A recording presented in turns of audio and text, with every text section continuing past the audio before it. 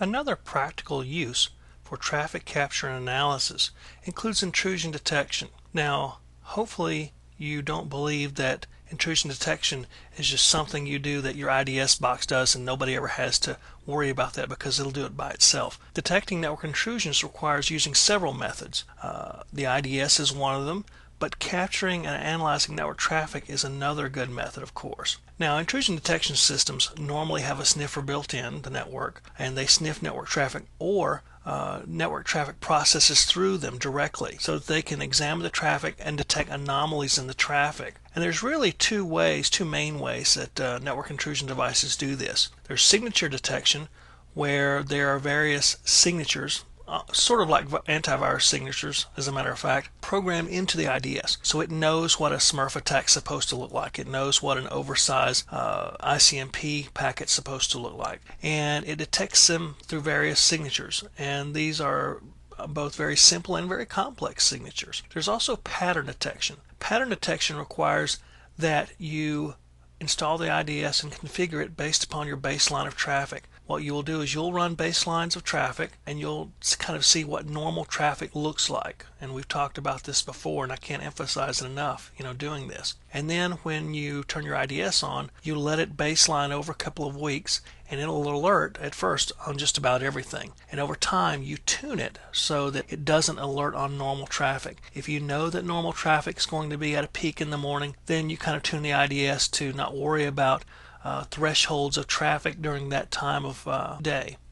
So it detects patterns in traffic that deviate from the baseline. Now, both of these different methods are usually built into most IDSs. Both can detect most types of network attacks, but some of the more advanced attacks or unknown attacks require your analysis.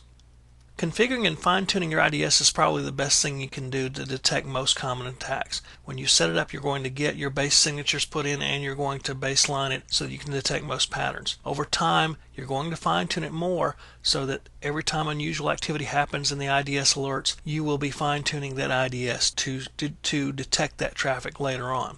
Now, when the IDS actually alerts you that some kind of unusual activity is going on, such as a scan, for example, the IDS is probably going to alert you 100 times a day that someone's scanning your network. That's a common thing. You should look at the captures and determine any changes in your security posture that you need to make. If you're starting to get scans from a particular address, for example, you need to go block that address on your external device, on your external router or external firewall.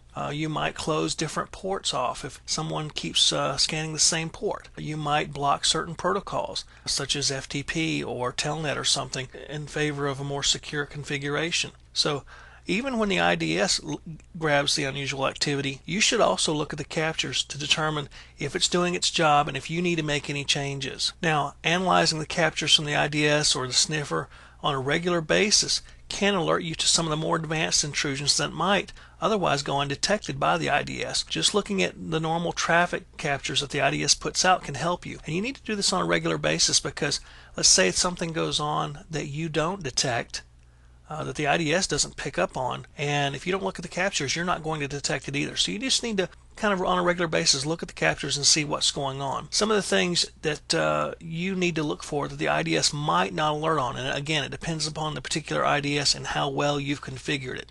You might want to look at encrypted traffic. Encrypted traffic and IDSs don't mix well. IDSs have a problem with encrypted traffic. Some of them alert when they detect it, but they can't read it, so they have no idea what's inside it.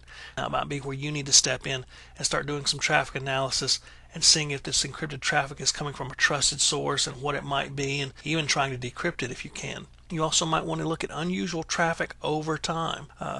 Some intrusions are very subtle, very stealthy. They may not send all the traffic they need to infiltrate the network immediately. It might be over time. They might be testing the IDS or the firewall to see what kind of traffic is allowed. So you might see an occasional ACK scan or an occasional something coming in on a weird port. It might not be enough to hit the threshold that you've configured on the IDS. So the IDS may not grab it.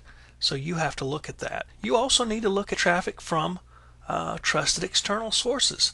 If you have a trusted external source that's outside your network, you need to look at that traffic. And the reason is that if it's a trusted external source, your IDS may be configured to allow traffic in from that source without looking at it or without examining it the way it needs to. Well, how do you know that trusted external source has not been compromised? The IDS may be allowing it in because you've configured it to, or it may be coming in the firewall because it's a trusted external source. But what if it's been compromised and you're getting traffic coming through it that's malicious traffic and you're not detecting it?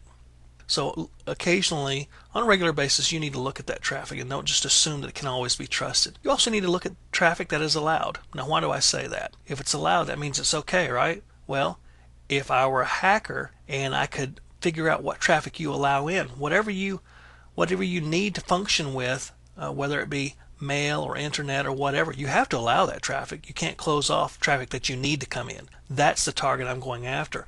If you allow HTTP traffic, then I'm going to figure out how to compromise HTTP traffic. If you allow email traffic, then I'm going to try to figure out how to compromise SMTP traffic and maybe alter allowed traffic to do things that you don't think it should be doing. Okay, there's all kinds of things that can be hidden in allowed traffic. So you have to look at that as well.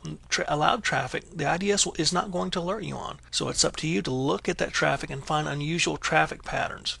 Now, once you find any unusual traffic patterns, you should investigate those further. And as you figure out what they may be, if they're harmless or if they're malicious, then you're going to need to update your IDS configuration to detect that traffic in the future and maybe take some action on your firewalls or external border devices. So intrusion detection is something that definitely can be helped by looking at traffic captures, by capturing and analyzing packet captures.